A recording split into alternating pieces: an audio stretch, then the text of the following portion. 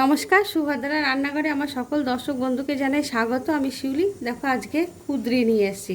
এগুলোকে বলে কুঁদরি। কুঁদরিগুলো ধুয়ে পরিষ্কার করে আমি নিয়ে এসেছি। তো আজকে আমি কুঁদরি দিয়ে একটা রেসিপি বানাবো। তো আমি এগুলোকে কেটে পরিষ্কার করে নিয়ে আসছি। হ্যাঁ, তোমরা আমার সাথে থাকো। দেখো, আমি কুঁদরিগুলো কেটে রেডি করে নিয়ে এসেছি। কুঁদরি যেভাবে লম্বা লম্বাভাবে কেটেছি, ঠিক সেইভাবেই আলুগুলো আমি কেটেছি। তো এগুলো রেডি করে নিয়েছি কেটে কুটে।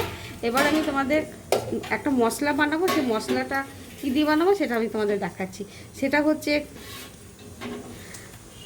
জিরে নিয়েছি, গোটা জিরে, সেম পরিমাণে গোটা মৌরি নিয়েছি, আর ধনে নিয়েছি, 2 টুকরো আদা নিয়েছি, কাঁচা পাকা লঙ্কা নিয়েছি, আর একটু তেজপাতা নিয়েছি, আর এটা হচ্ছে ধনে পাতা।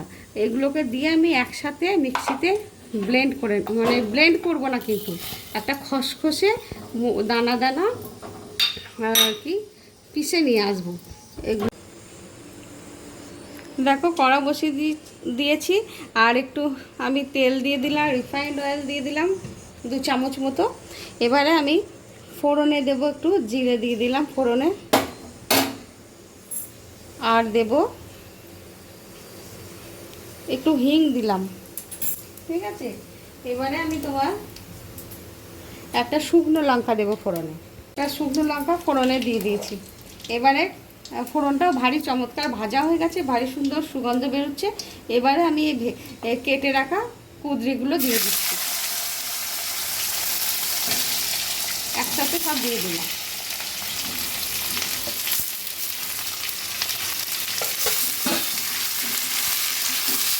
এগুলোকে আমি এবার ভালো করে একটু নাড়াচাড়া করে নেব, মানে ভাজা ভাজা করবো। দেখো, আমার কুঁদরিটা অনেকটা ভাজা ভাজা হয়ে গেছে। তো যে মানে কাঁচার যে গন্ধটা সেটা চলে গেছে। এবারে আমি হলুদ গুঁড়ো দেবো, পরিমাণ মতো হলুদ গুঁড়ো দিয়ে দিলাম, আর একটু কাশ্মীরি রেড চিলি পাউডার দেবো। এবারে কী করবো বলো তো, আমি যে কুটে নিয়েছিলাম যে মশলাটা, দেখেছো ভারী চমৎকার হয়েছে এই মশলাটা। এই মশলা দিয়ে না অনেক কিছু বানানো যায়। তো এই মশলাটা এবার আমি এর মধ্যে দিয়ে দিচ্ছি, দিয়ে এটাকে আমি ভালো করে এই ভাজা ভাজা করে রান্নাটা করবো। এটা বুঝলি তো, কুঁদরি আলু ভাজি ভাজি হবে, মশলা ভাজি। হ্যাঁ, তো এই মশলাদার ভাজি অপূর্ব সুন্দর খেতে হবে। আর কুঁদরি জানো তো, খুব উপকারী জিনিস। যাদের ব্লাড সুগার আছে তাদের জন্য খুব উপকার, প্রতিটা মানুষেরই উপকার, কিন্তু সুগারের পেশেন্টদের খাওয়া খুব দরকার। আমি লবণ দিয়ে দিলাম, স্বাদ অনুযায়ী লবণ দিলাম।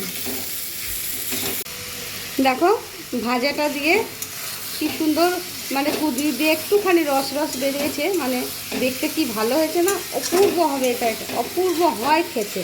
তোমরা এটা এভাবে অবশ্যই বানাবে, বানিয়ে কিন্তু খাবে। ভাতের সাথে, রুটির সাথে, লুচির সাথে, পরোটার সাথে অনবদ্য লাগবে খেতে। এবার আমি একটু চিনি দিচ্ছি। হ্যাঁ, অল্প করে চিনি দিলাম,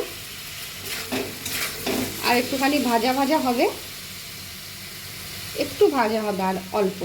আমি একটু চাপা দিয়ে দিচ্ছি, আর ফ্লেমটা কিন্তু লো করে দিয়েছি। হ্যাঁ, আমি এবার একটু টমেটোকে কুচো করে নিয়েছি, দিচ্ছি। আগে দিইনি কেন বলো তো, টমেটোটা ব্লেন্ডও করিনি, কারণ ওটা তাহলে একদম গলে যাবে, আর ভাজিটা কীরকম হবে বলো তো, মাখা মাখা হয়ে যাবে।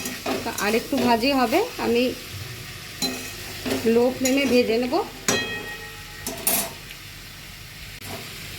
দেখো, আমার হয়ে গেছে। এবার আমি গ্যাসটা অফ করে দিচ্ছি, কিছুক্ষণ স্ট্যান্ডিং টাইমের জন্য রেখে দেবো। রেখে দিয়ে তারপরে তোমাদেরকে সার্ভ করে দেখাবো। দেখো, আমার মশলা কুঁদরি রেসিপি একদম রেডি, সার্ভ করে দিয়েছি। তোমরা এভাবে অবশ্যই অবশ্যই বানাবে, বানিয়ে খাবে, খেয়ে আমাকে কিন্তু কমেন্ট করে জানাবে। দেখো, একদম ঝুরঝুরে হয়েছে। রুটি, পরোটা, লুচি, ভাত, মানে তোমরা যার ইচ্ছা যা কিছু দিয়ে তোমরা খেতে পারো। খেয়ে কিন্তু আমাকে বলবে অসাধারণ, অনবদ্য খেতে হয়, ট্রাস্ট মি। তোমরা তাহলে সবাই ভালো থেকো, সুস্থ থেকো। তোমাদেরকে সকলকে জানাই অসংখ্য অসংখ্য ধন্যবাদ আমার সাথে, আমার পাশে থাকার জন্য।